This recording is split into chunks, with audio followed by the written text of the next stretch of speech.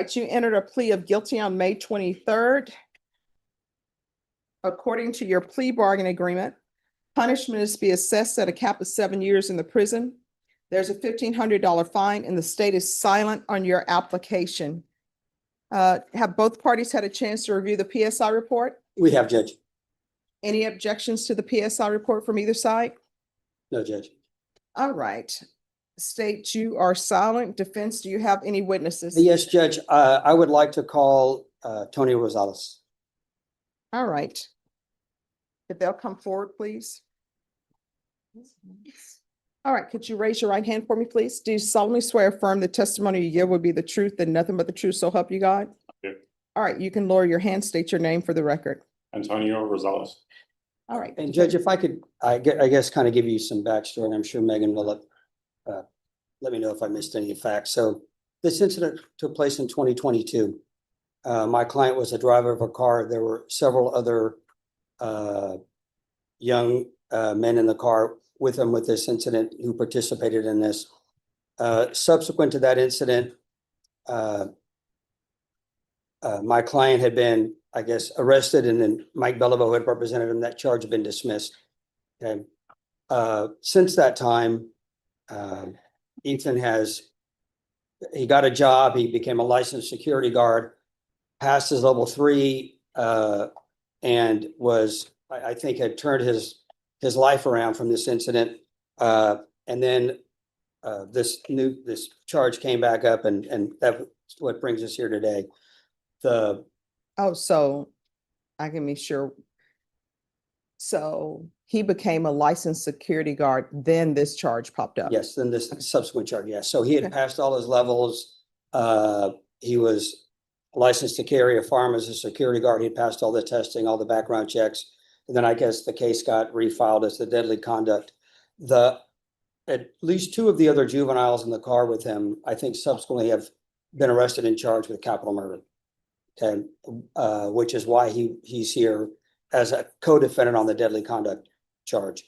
So obviously the boys he was with that night, and it's noted in the offense report, he after work had gone to this Nathan kid's house, and that's how he ended up being involved in this situation. And the capital murder charge has absolutely nothing to do with this offense. No. So I guess what I just wanted to point out to the court is, since his incident in 2022, Ethan has turned his life around, has a good, productive job. He's still working as a security guard, not carrying a firearm, but just a lower level of security guard. And the reason I wanted his dad up here is to speak to a couple things. First of all, about the changes in Ethan since then, and also about the job opportunities he's got. So may I proceed? Yes. So, Tony, I know you and I have had several conversations about Ethan and what happened that night. Can you tell the court what sort of attitude or behavior you've seen out of Ethan since this incident back in 2022? Before and since this incident, I mean, that night he used very, very poor judgment. I mean, he made a very bad decision, but he acknowledges it. His family acknowledges, we all acknowledge what he did. And like I said, like you just said, you know, we all assumed it was resolved and we can start trying to remove this from him. And he proceeded to get his commission with the state. He in fact, the day he was arrested with the indictment, he was on his way to work. He was carrying his firearm. He was in uniform. And then everything came crashing down again. But that still hasn't stopped him. We've talked about him going to St. Philip's College for Yeah, CDL. let me ask you some, well, I have to ask informal questions. So Okay, I'm sorry. So what kind of work do you do? Oh, I'm an HSE engineer on petroleum industry. Okay. I've been doing that for the last decade and a half. Okay, and so you and I have talked about Ethan's opportunities in the oil field, correct? Yes. Okay, and you and I have discussed, and Ethan, I guess the goal is, if he gets probation, that he wants to apply to be a commercial truck driver. Correct. Yeah, he's already set up for a SAGE program at St. Philip's College, but we have to wait to see what happens here. Okay, and then I guess as part of that, if he gets if he's able to finish his program as a commercial truck driver, he has a lot of opportunities for work in the oil field and the oil industry, correct? Yeah, oh, well, as a service provider, not directly in the oil field, but as a service provider, yes. Okay, and can you tell the court what a service provider is? So basically you'd be transporting materials back and forth, depending on the outcome of this court will be determined whether or not he can get his TWIC. Okay, tell the court what the TWIC is. Transportation Work Identification Card. There are federal and felony restrictions to that. It's not always 100% that he won't be able to get his TWIC, but he could always get a waiver. The thing is it will limit his opportunities to be able to get a TWIC card if he doesn't get a waiver approved. But then he can still work with a CDL. He just won't have as much opportunities for advancement that he normally would. But I guess what you're telling the court is Ethan has a lot of opportunities and possibilities Oh, yeah. facing him. Correct? Yes. Okay, and I guess I didn't see any violation reports or anything that's been filed. I guess, has Ethan been living with you since the incident? 100%.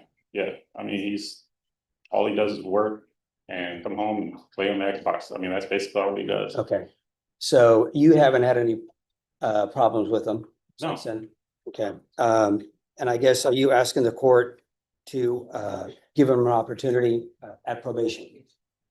Absolutely. I mean, he's not been in trouble before this or since this. And we went over the PSI together, right? And you Yes, saw sir. how serious the offense was, right? Yes, and I would not, I mean, it's hard for me to say because obviously I want to do everything. I mean, I've got a private lawyer. I did everything I can to try to keep him out of jail, keep him out of prison because that's not where he belongs. But to be honest with you, I read it and I understand what he did, and even as his father, I still can't say that I wouldn't have the same feelings or make the same statement that they made in the PSI. Well, I think it's good that you're honest about this situation and recognize the severity of the situation, but also understand that, hopefully, given the opportunity, Ethan can be successful. Yes, sir. Okay, that's all I have, Judge. And Judge, I had given these to Megan. These are just some of his withholding stuff and some of the state licensing stuff. Thank you. All right. That's all I have. May I ask a question? Of course. All right.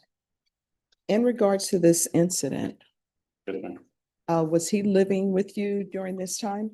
Yes. All right. And these people he was involved with, did you know them beforehand? No. If I could clarify a little bit. Sure. So military, firefighter, paramedic, and then I went into oil field patrolling. But prior to COVID and actually up past COVID, I worked overseas, Venezuela, Africa, Mozambique. So I was gone quite a bit. So he predominantly stayed with me when I was in country, which was for 3 weeks at a time, every other month. But the rest of the time he stayed with his mother on that side of town.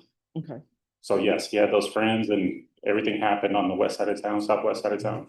I live on going towards Florida off of 181. Since this incident, I've been home 100% of the time. I work in West Texas now. And yes, he lives with me 100% of the time now. So I'm not saying this is an excuse because it's definitely not an excuse. I was absent a lot with him growing up because I was overseas.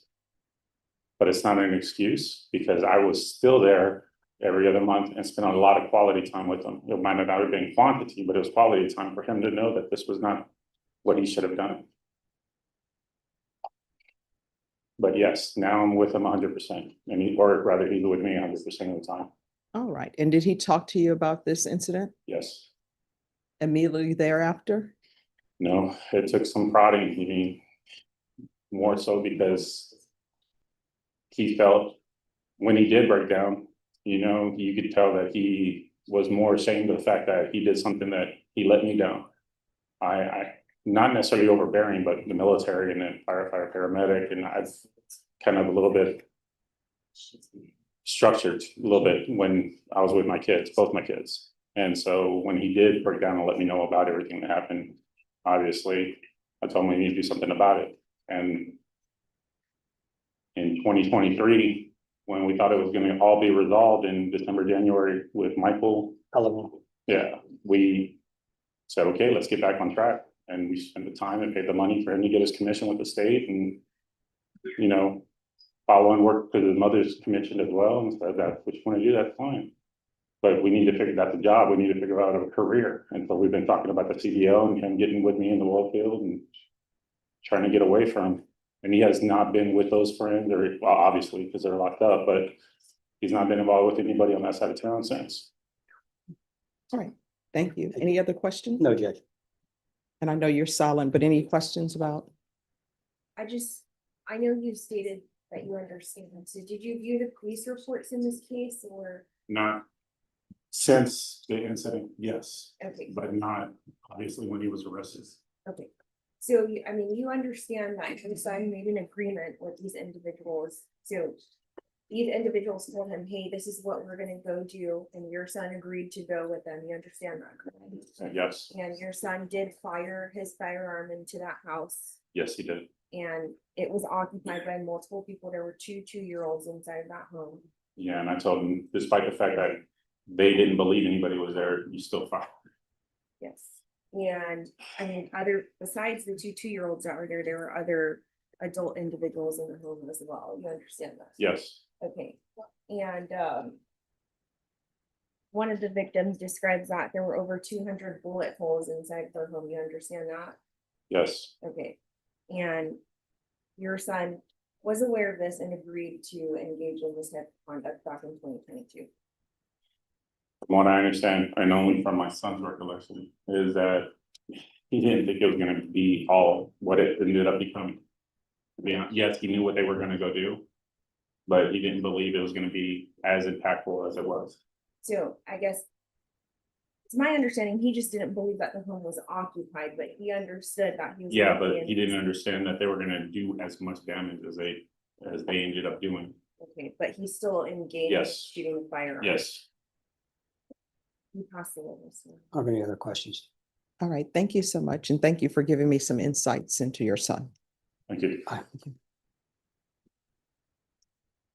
Any other witnesses? Yes, Judge, I do want to call Axel. I have some issues, I think, as far as if the state's going to be silent. I think cross-examining the witnesses in a manner in which Megan is doing, I think kind of exceeds the scope of the silent.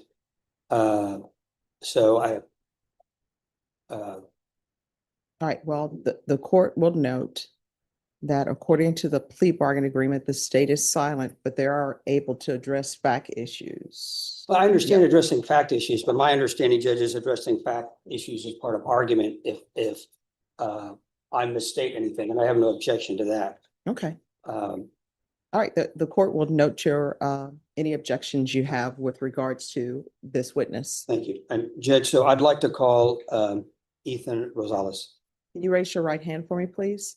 Do you solemnly swear or affirm the testimony you give will be the truth and nothing but the truth, so help you God? Yes, ma'am. All right, you can lower your hand, state your name for the record. Ethan Gonzalez. All right, defense, you may proceed. So Ethan, you and I reviewed the PSI, right? Yes, sir. And I guess over the course of my representation, we've discussed the incident in question, right? Yes, sir. Repeatedly. And we discussed the boys you were with that night, and obviously the path they went on in their life, right? Yes, sir. And they're either, I guess, gonna end up in prison for life or on death row, depending on whatever election the state has made. And so that kind of tells you the people you were hanging out with, right? Yes, sir. And I know you expressed regret about what happened to the people at when you met with the probation officer. But I guess when we looked over the PSI and you saw who was in that house, right? Yes, sir. You understand, I mean, how lucky you weren't here on murder or capital murder charges, right? Yes, sir. So let's talk about your life since the incident. Okay, so I know your dad said after Mr. Belleville got the first charge dismissed, you went out and got your security license, right? Yes, sir. And level 3 is the highest level, correct? There's actually a level 4, but Okay. that's private security. Okay, so you took all these tests, you passed background checks, you got a job. You seem to have your life back on track, right? Yes, sir. And then, of course, this new case came out. So obviously, the judge has a decision to make about what happens with your life, right? So if you're given the opportunity at probation, you heard your dad talk about the opportunities you have. Do you think you'll be able to take advantage of those opportunities? Yes, sir. Is there anything else you want to tell the judge about what happened that night, or anything you want to say to the people involved? Yeah, I just want to say I'm sorry. I didn't know who was in there. That doesn't change the fact of my decision that I made that night, but it stopped me a lot from job opportunities and moving forward in life to make more money and just be successful. Okay, but the reason it stopped you is because of the decision you made, right? Yes, sir. Okay, so I guess if given the opportunity, do you think you'll be able to comply with any orders or conditions the judge imposes? 100%. Okay, all right, I have nothing further. All right. Any objections to the court asking? No, not at all. questions? Walk me through this.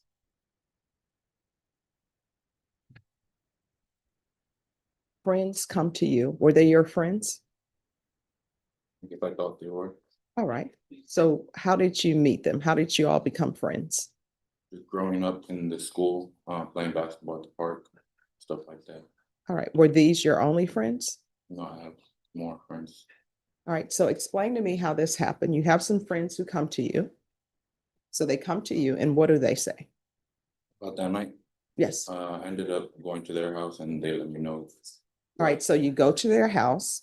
Did they call to you and say, hey, come over, let's have, let's meet? Or how did it come to be that you ended up at their home? I was just getting off of work. I ended up stopping by their house. They let me know. All right. So you stop by their house. I like to do things step by step. So you stop by their house. What do you do when you get there? Are you all playing Playing video games, yes. video games? And so you're playing video games, and tell me how the conversation goes. I guess they had information of somebody who was in that house, basically, and it was down the street. So we just get caught up. Well, no. Because I'm trying to figure things out, and I'm trying to figure out what your mindset is. I think your attorney and other people, if somebody comes to them and say, hey, we're playing video games, but come with me. We're going to go shoot up this house. Here's your gun. Let's go shoot up this house. I'm trying to figure out what your mindset was in all of that. So you're playing video games. Were you drinking? Man, All right. So you're not drinking. You're sober. Were they drinking? no. So they're not drinking. They're sober. So how does the conversation go? It was more of a retaliation thing. No. I mean, like, what's the conversation? You're sitting, you're playing video games, maybe somebody's, talking trash about, you can't win, I beat you. Then what's the next conversation? Hey, there's a person down the street. We don't like that person. We're going to go shoot up their house. We want you to come with us. I'm trying to figure out how the conversation went from you're playing video games. Maybe you all are trash talking to each other about, I'm beating you. You can't win. I trash talk during Mortal Kombat. So you're playing the video game. How does the conversation go? Who says, and if you don't want to name names, you don't have to name the specific names, but who brings up the conversation and says, hey, we have some guns. We're going to go shoot up this house down the street. How does that conversation happen? So I was at work. I got there. We were playing games. They let me know that they had information from. Who's they? So what she's at, what she's trying to get is specific of the conversation. Names. Yeah, who brought it up? I would say Chris. All right, so a conversation starts with Chris. Chris says, what? He had information from somebody else. I didn't ask who. Of whereabouts of somebody that he wanted to retaliate on. All right, so did he tell you why there was this want or need to retaliate against someone? Yes, they had shot him previously. Don't know the timeline. So he tells you, hey, look, somebody shot at me previously. And I've just received information that this person is at this house down the street. Is that how it went? Yes, ma'am. All right, so he tells you that. Then what's the next thing that's said?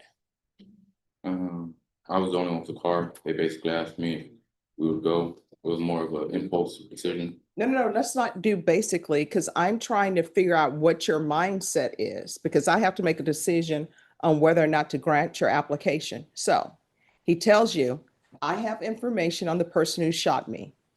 The person who shot me is at this location. All right. Thank you for imparting that information to me, Chris. So where does the conversation go from there? They asked me if we would go. It was 4 of us. All right, so they're saying, hey, let's go down the street.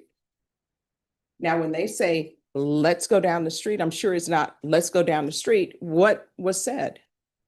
They said that we were gonna go shoot up the house, that we were gonna retaliate. All right. And so did you bring a gun to that location? No, no. I Oh. got off work. All right, so you got off work, you don't have a weapon, and they're saying, hey, let's go down the street and shoot up the house. Yes, ma'am. All right, so where does the gun part come in for you? I mean, they just had guns there, so took one with me. Well, did they say, hey, you take a gun? Or did you just say, all right, let's do this, and you grab a gun on your own? Yes, ma'am, I grabbed it.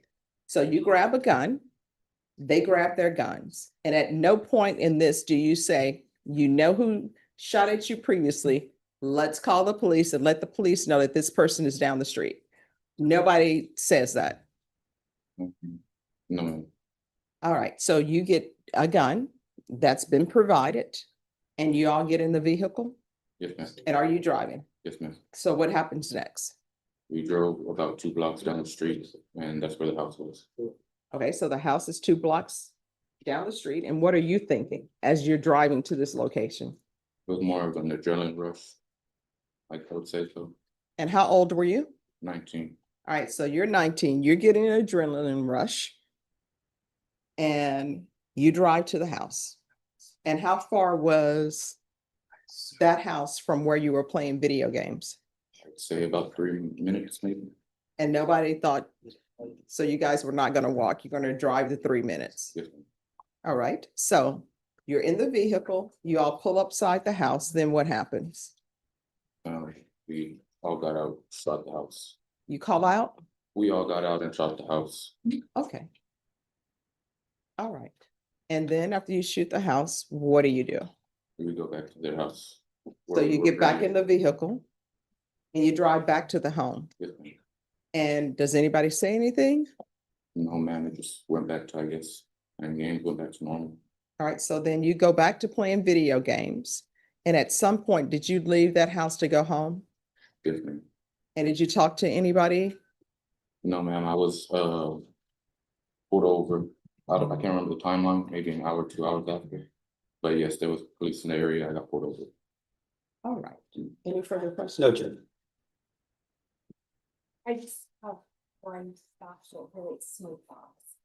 So I guess when you were pulled over, you didn't immediately stop, isn't that correct? Okay, you ended up in a crash, right? And you're saying that that firearm did not belong to you, you got it from the other people that you were hanging out with? Yes, ma'am, but I did take it with me. Okay, and it was located in your car, right? Or, and then you told police on that day that you threw it out because you didn't want to get caught with it, is that correct? Yes, ma'am. We possibly studied. All right, defense. I think it's just argument, Judge. All right, the court will hear argument. So, Judge, obviously, this is a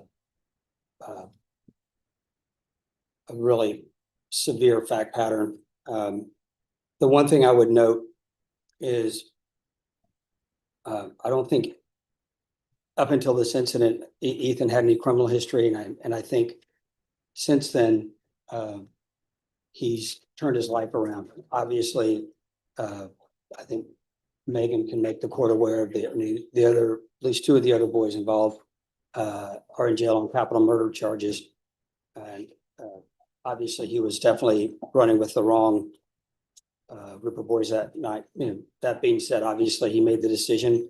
He accepts his responsibility for it. He understands what he did and how lucky he is that nobody's dead.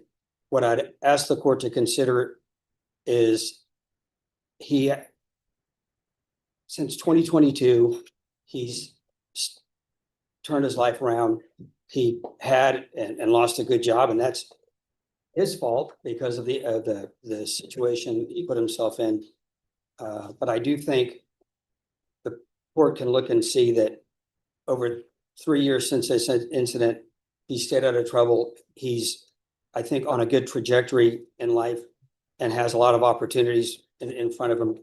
I'd ask the court to consider, and obviously there's a bunch of different possibilities the court can consider. You know, obviously, the most important thing as far as I see is the court grant either, you know, regular probation or deferred. Obviously, deferred would be a great opportunity for him moving forward as far as employment. But what I'd ask the court to just consider some form of supervision, just to recognize that in spite of this horrible situation that he got involved in, he's really shown himself to be a different person than he was when he was 19 years old. And I think he's got a good path in front of him. I'd ask the court to grant his application for either deferred or regular with whatever conditions the court feels are appropriate. And I think he'll be able to do it successfully. I don't think the court will see him again. All right. This is a difficult case. And let me just tell you why it's a difficult case. It's a difficult case in that when you have children, people always say when you punish a child or give punishment to a child, it needs to be done immediately because otherwise they've done other things that shows that they've internalized what they've done wrong and they've made changes.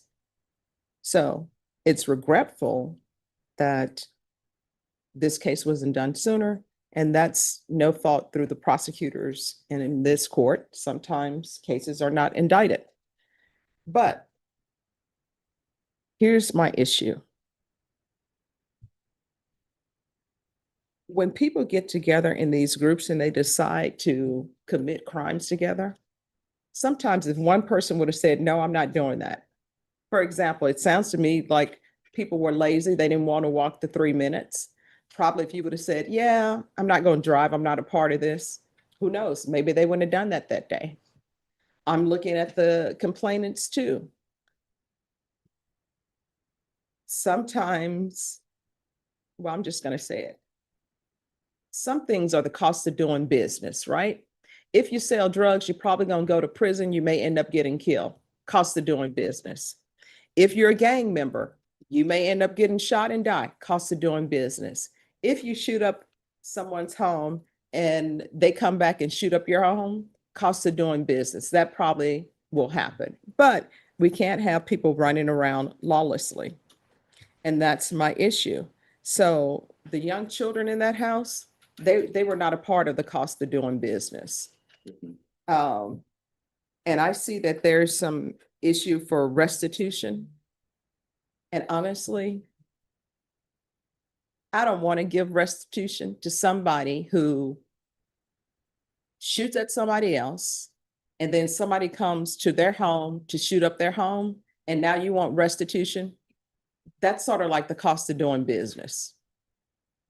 I'll hear restitution amounts, but it's really the cost of doing business. And I don't think they should benefit from, as we learned in law school, they have dirty hands. So they should not be benefiting with restitution. So the state is offering a cap of 7 years. I just don't think this is a case that's appropriate for probation. Council, I'll consider, I'll retain jurisdiction. Okay, So, can I speak to the cap? yes. Well, I appreciate the court retaining jurisdiction. So Judge, I'd ask the court to take into consideration that it's been 3 years since this incident, that he's not gotten any more trouble, he's maintained employment. And obviously, if he does well and the court grants him shock, then I think he'll still have a good future in front of him. I'd ask the court to assess sentence of 3 years TDC while retaining jurisdiction. All right, so the state was silent on his applications, but I don't think they were silent on the cap. Because I think that covers, I think silent is silent. I think it's entirely up to the court. I don't think if the state wanted to make argument, then they could have opposed. All right, well, I will tell you this. According to the plea bargain agreement, it says the state will make no recommendations to the application for deferred or community supervision. But state, if you have nothing to say with regards to the cap, the court will make its own decision based upon the stipulations, the PSI report, and defense's argument. I don't want to say it's implied in the plea bargain, but that's what I would be asking. All right, so this is what the court is going to do. There's going to be a $1,500 fine. Time and money run concurrent. The court will sentence you to 4 years in the prison, give you credit for any time served. And with regards to the restitution,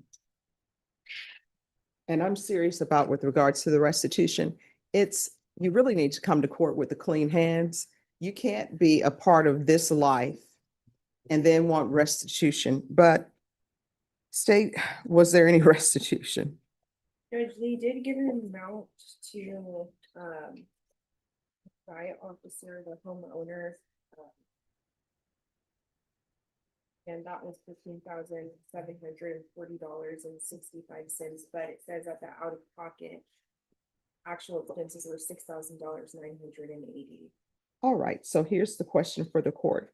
Were there any receipts provided to defense counsel? No, Judge, and I guess if we get to a hearing on the motion to shock, I guess we can have a restitution hearing at that time. I mean, it sounds to me like they just provided an amount to Well, here's probation. my question. Were there any receipts?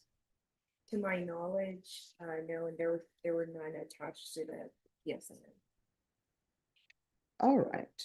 So the court doesn't have any receipts before it with regards to restitution. So Judge, I guess barring that, I mean, I don't think the court can impose restitution based upon estimates or just generic statements from the complainants. So at this point in time, the court does not have any concrete evidence, not even Have a seat. preponderance of the evidence. Seat. The court doesn't even have a preponderance of the evidence for restitution. So at this time, the court is going to say there's $0 for restitution. Is there anything else with regards to sentencing? No, Judge. All right, did you review the document entitled Trial Court Certification of Defendant's Rights to Appeal with your attorney? Did you understand it and sign it? Yes, All right, because this plea bargain agreement, because I followed your plea bargain agreement and because you waive your right to appeal, you do not have the court's permission to appeal.